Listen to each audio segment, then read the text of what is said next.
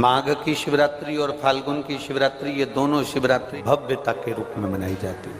भव्यता।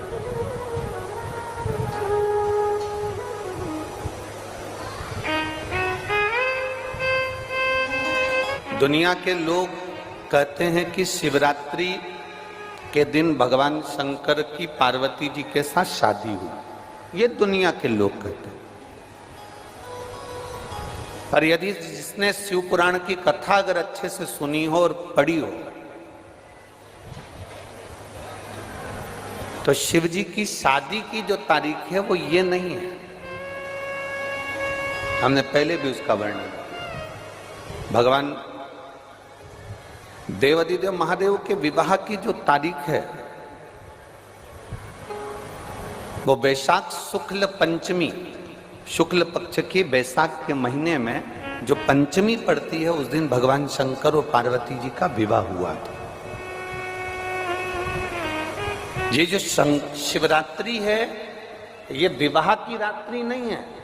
ये शिवरात्रि ब्रह्मा और भगवान विष्णु ने भगवान शंकर को पहचानने के लिए पृथ्वी पर भगवान शंकर के प्रथम शिवलिंग को प्रकट करा था। तो ये शंकर जी के जन्म की शिवरात्रि है, प्रागट्य की शिवरात्रि।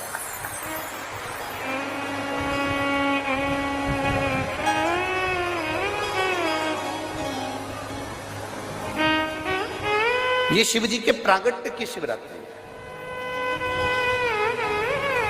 ये शिवरात्रि जो आएगी, माघ की शिवरात्रि, जो मूल शिवरात्रि होती है, जिस दिन शिवरात्रि के दिन भगवान ब्रह्मदेव और भगवान नारायण ने भगवान शंकर को एक पर्वत को घुमाकर उनके लिंग की आकृति, उनका स्वरूप प्रकट किया, उनका स्वरूप प्रकट किया, उनका जन्म।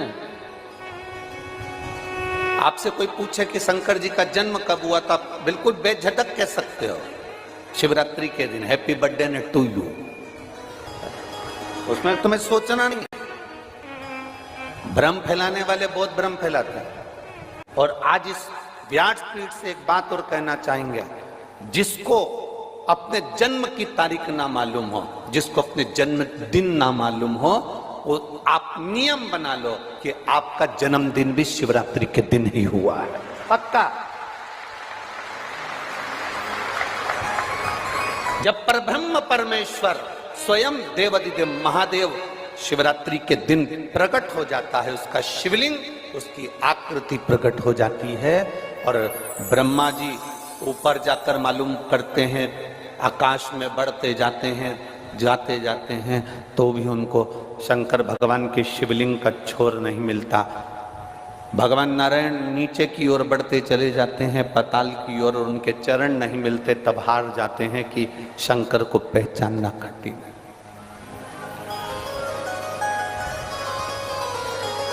शिव को पहचानना, शिव को जानना कठिन है, बहुत कठिन। जैसे शंकर को पहचानना कठिन है, जैसे शिव को पहचानना कठिन है, उसी तरह कोई संत को, कोई गुरु को, कोई सतगुरु को पहचानना कठिन। शिवरात्रि के दिन जो बड़ी शिवरात्रि होती है, माघ महीने के अंतर्गत जो आती है, ध्यान है आप लोगों को?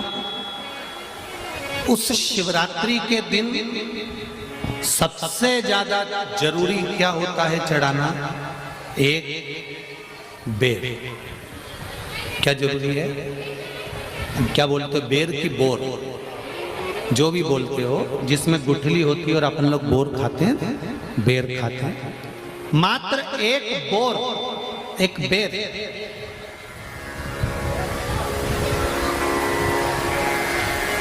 महाशिवरात्रि के दिन समर्पित किया जाता है। क्यों करते हैं?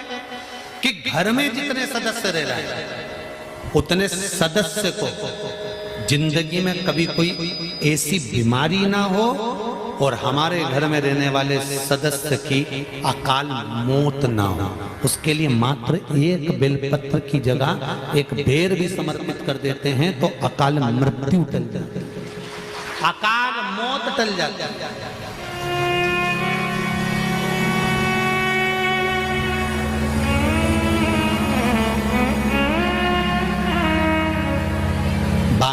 शिवरात्रि आती है, जिसको 12 मासिक शिवरात्रि कहते हैं। हम कई लोगों से कहते हैं अगर जिंदगी में ज्यादा नियम नहीं ले सकते तो एक नियम ले लो, और उसका फल क्या होता है ये मात्र 3 महीने की शिवरात्रि कर कर देख लो। केवल 3 महीने की शिवरात्रि, ज्यादा कुछ नहीं कर सकते। हर महीने शिवरात्रि आती है। प्रत्येक शिवरात्रि के दिन 3 जगह पर दिया लगाना प्रारंभ कर दो। पहला, बेलपत्री के वृक्ष के नीचे। दूसरा, शंकर भगवान के मंदिर पर। तीसरा, आंवले के वृक्ष के नीचे। केवल ये 3 जगह पर दिया लगाना चालू कर दो। कौन से दिन? हर महीने की जो शिवरात्रि आती है, मासिक शिवरात्रि जो आती है, आप 12 महीने का नियम बनाओ कि मैं 12 महीने की शिवरात्रि का व्रत करूं ना करूं। मैं शंकर के मंदिर में 12 महीने जो शिवरात्रि आती है उस शिवरात्रि का नियम लेती हूं कि शिवरात्रि के दिन में दिया लगाने 3 जगह पर जाऊंगी। पहला, बोलते जाओ जम के, बेलपत्री के नीचे। दूसरा, शंकर भगवान के मंदिर में या शिव मंदिर की चौखट पर। तीसरा, आंवले के वृक्ष के नीचे। ये 3 जगह पर आप प्रणाम कर कर, झोली पसार कर बाबा देवाधिदेव महादेव, माता लक्ष्मी और पार्वती के नाम से दिया लगाना प्रारंभ कर दीजिए। 3 महीने की शिवरात्रि पूरी हो, ये निश्चित है अगला पत्र आपका इस जगह पर मिलेगा कि बाबा ने मेरा ये कार्य किया। शंकर जी को शिवरात्रि पे क्या चढ़ाया जाता है? बेर। कितने बेर चढ़ाते हैं? शंकर जी को शिवरात्रि पर कितने बेर चढ़ते हैं? हर शिवरात्रि का एक। 12 महीने में कितनी शिवरात्रि आती हैं? 12 बेर शिव जी को समर्पित होते हैं शिवरात्रि के दिन। काय के लिए चढ़ाए जाते हैं? एक एक बेर का क्रम है। पहला बेर शंकर जी को जब चढ़ाते हैं तो वो वंश की वृद्धि करता है। दूसरे नंबर का बेर जब चढ़ाते हैं वो संपदा प्रदान करता है। तीसरे नंबर का बेर चढ़ाते हैं वो बच्चों को बुद्धि प्रदान करता है। चौथे नंबर का बेर जब शिव जी को समर्पित करा जाता है शिवरात्रि के दिन, वो घर में से रोग धोक बीमारी को हटाता है। 5वें नंबर का जो बेर शिव जी को समर्पित करा जाता है वो हमको रोगों से मुक्त करता है। 6ठे नंबर का बेर अटके हुए काम को बनाता है। 7वें नंबर का बेर हमारे कोई कार्य नहीं हो रहे उन कार्यों को सफलता की ओर ले जाता है। 8वें नंबर का बेर हमारे घर में कुछ खुशियां लेकर आता है। 9वें नंबर का बेर हमारे घर में वैभव को प्रदान करता है। 10वें नंबर का बेर हमारे घर में संपदा देता है। 11वें नंबर का बेर व्यक्ति को एकादशी के फल के बराबर पुण्य प्रदान करता है। और 12वें नंबर का बेर व्यक्ति के जीवन को सौभाग्यमय बनाता है, नारी को अखंड सौभाग्य प्रदान करता है। 12 महीने शिवरात्रि आती है। हर महीने का एक बेर, एक शिवरात्रि का एक बेर भगवान शंकर को 12 महीने का इकट्ठा कर कर एक मूल शिवरात्रि के दिन शिव को समर्पित करना चाहिए। जीव को अखंड सुख की अनुभूति होती है, अखंड सुख। शिवरात्रि का प्रसंग कहता है अपने मन की अभिलाषा रखकर तुम्हें जो चाहिए, एक काली मिर्ची और तिल्ली के, काली तिल्ली के 7 दाने। एक काली मिर्ची और तिल्ली के, काली तिल्ली के कितने दाने? 7 दाने हथेली में रखकर अपनी कामना कर कर मन से अपने मन की बात को कहकर शंकर भगवान के शिवलिंग पर चढ़ा दीजिए। आपकी मनोकामना, कहते हैं हर महीने शिवरात्रि आती है, इस शिवरात्रि पर, मुख्य शिवरात्रि पर चढ़ाओगे, अगले महीने की जब शिवरात्रि आएगी तो आपकी मनोकामना पूरी हो जाएगी। 1 काली मिर्ची और 7 काली तिल्ली के दाने, मात्र 7। महाराज, जिसके घर में क्लेश रहता हो, बहुत ज्यादा लड़ाई झगड़े हो रहे हैं, सास बहू के झगड़े, ना बहू कुछ सुनने को तैयार ना सास सुनने को तैयार, और घर में बेचारे पुरुषों की आफत। यहाँ भाई भाई झगड़ रहे हो, सास बहुएं झगड़ रही हो, कुछ मत करिए। गेहूं की बाली को तोड़ो। गेहूं की बाली जानते ना, जिसमें आप लोग तो गेहूं की बाली को तोड़ना है, और बाली 7 बाली तोड़कर अपने घर में घुमाकर अपने घर का नाम और गोत्र बोलकर उसको शंकर को समर्पित कर दीजिए। जिंदगी में कभी सास बहू का झगड़ा नहीं होगा। हमारे शिवरात्रि के दिन उसको समर्पित करिए, आपके घर में कभी क्लेश नहीं मच सकता। 12 महीने शिवरात्रि आती है और शिवरात्रि के दिन रात्रि को 12 बजे शंकर भगवान पर एक धतूरा चढ़ा दो। क्या चढ़ाना है? जम के बोलिए जरा। धतूरा। ये शंकर भगवान को धतूरा चढ़ा दो। 12 बजे रात्रि को शिव जी पे धतूरा चढ़ाओ। आधे घंटे तक धतूरा चढ़े रहने दो और आप श्री शिवाय नमस्तुभ्यम का जाप करो। जिस शंकर जी पे धतूरा चढ़ाए उस मंदिर के बाहर बैठकर कौन सा मंत्र जपना है? श्री शिवाय नमस्तुभ्यम। फिर से बोलो, श्री शिवाय नमस्तुभ्यम। धतूरा चढ़ाकर श्री शिवाय नमस्तुभ्यम का स्मरण करिए। और जो दुकान नहीं चलती हो, घर में लक्ष्मी नहीं टिकती हो, खेत में फसल अच्छी नहीं आती हो, संपदा नहीं आ रही हो, बस उस धतूरे को लाल वस्त्र में बांधकर अपनी दुकान में, अपने व्यापार में, अपने घर में रात को 12:30 बजे उठाकर लाओ और 4 बजे के पहले उसको अपनी दुकान, व्यापार, व्यवसाय में उसको बांध दीजिए। और अगर जो जमीन फसल सही नहीं दे रही हो उस जमीन में ले जाकर गाड़ दीजिए। आपको जीवन में कभी तकलीफ नहीं भोगना पड़ेगी, लक्ष्मी बढ़ती चली जाएगी महाराज, संपदा बढ़ेगी। जो व्यक्ति ज्यादा बीमार रहता हो, बहुत बीमारी उसको घेरे रहती है, परेशान रह रहा हो, बीमारी बनी हुई है, तो बोर चढ़ाइए। बेर, क्या बोलते हैं यहाँ पर? बेर की बोर, वो खाने वाला बेर जो होता है, उस बेर को 7 बेर ले लो और 7 बेर को लेकर अपने ऊपर से घुमाकर शिवरात्रि की दोपहर के 12 बजे शंकर भगवान के शिवलिंग पर ले जाकर उस बेर को चढ़ा दीजिए। आपका रोग, आपकी बीमारी मात्र 3 महीने के अंदर समाप्त हो जाएगी। बेर चढ़ाने का बड़ा महत्व है। यहाँ चढ़ाते हैं कि नहीं चढ़ाते? चढ़ाते हैं। शिवरात्रि के दिन बेर चढ़ाने का बड़ा महत्व है। और शिवरात्रि पर चढ़ा हुआ वो बेर उठाकर ले आइए और उस बेर को उठाकर रख लीजिए। मान लो किसी को उदर से जुड़ी हुई जब तकलीफ रहती है, पेट से जुड़ी हुई तकलीफ रहती है, पेट से जुड़ी हुई कोई भी प्रॉब्लम हो, अगर पेट से जुड़ा हुआ कोई भी रोग आपको लग गया और डॉक्टर की दवाई चल रही है, सारी औषधि चल रही है, जो शिवरात्रि पर आपने बेर चढ़ाया है वो बेर अगर आपके यहाँ रखा हुआ है, वो बेर उस रोग वाले व्यक्ति को खिला दीजिए। आधे घंटे के अंदर पेट का दर्द, पेट की तकलीफ, पेट का कैसा भी रोग होगा, एकदम आराम लग जाएगा। उस बेर में इतना दम, इतना प्रबलता आ जाती है शंकर को जो शिवरात्रि के दिन बेर चढ़ाया जाता है।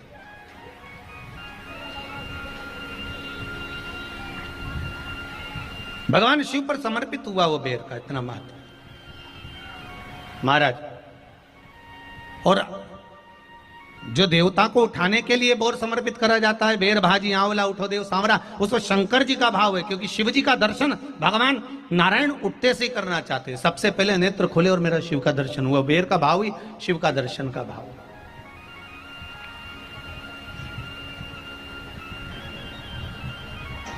कितनी बड़ी औषधि होगी बेर के अंदर, जरा देखिएगा कि मेरे राम जी शबरी अम्बा के दरवाजे पर पहुंचे। आप लोग भजन में लेते रहते हो, शबरी संवारे रास्ता आएंगे राम जी, मेरा भी धन्य जीवन बनाएंगे राम जी।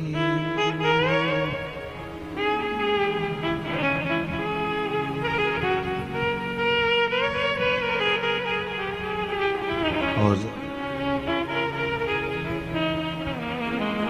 बागों से चुन चुन के वो लेकर आई बेर की टोकरी। खट्टे हो चाहे मीठे हो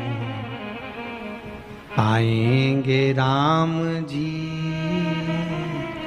मेरा भी धन्य जीवन बनाएंगे राम जी। शबरी ने राम जी को बेर दिए, राम जी ने बेर खाया, प्रेम से खाया।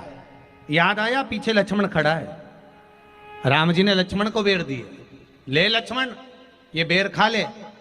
लक्ष्मण जी ने बेर लिए, लक्ष्मण जी ने बेर को देखा तो वो शबरी अम्बा अपने मुंह से झूठा करके दे रही है। लक्ष्मण जी ने बेर लिया, पास में रख लिया, फिर लिया, फिर रख लिया। सबरी जी राम जी को बेर दे, राम जी लक्ष्मण जी को बेर दे, लक्ष्मण जी वो बेर लेके पीछे फेंकते जाए, उठाए फेंका, उठाया फेंका, उठाया फेंका। अब कोई लक्ष्मण साधारण है? जब भगवान राम विष्णु हैं, लक्ष्मण शेषनाग हैं, शेषनाग अगर कोई चीज फेंकेगा तो क्या पास में फेंकेगी? उठाया फेंका, कोसों दूर जाकर गिरा। और वो बेर कब काम आया? जब लक्ष्मण जी को शक्ति लगी, बाण लगा, लक्ष्मण जी मूर्छा होकर जमीन पर पड़े, सुषेण वेद को बुलाया और वेद से बुलाकर पूछा कि लक्ष्मण कैसे उठेगा? तो कहा संजीवनी लेकर आओ। संजीवनी लेने के लिए भेजा। तब संजीवनी लेने के लिए जब श्री हनुमान जी महाराज गए, संजीवनी बूटी जब लेकर आए और लक्ष्मण जी को जो दी, तब राम जी पहचान गए ये संजीवनी कोई दूसरी नहीं है। लक्ष्मण जी को जो बेर खाने को दिया था, वो बेर फेंक दिया था, उसी बेर की पत्ती है जिसको निचोड़ निचोड़ कर लक्ष्मण जी को खिलाना पड़ी है। तो राम जी रोते रोते बोले पहले ही खा लेता तो खाना नहीं पड़ती। लगे तो खाया ही।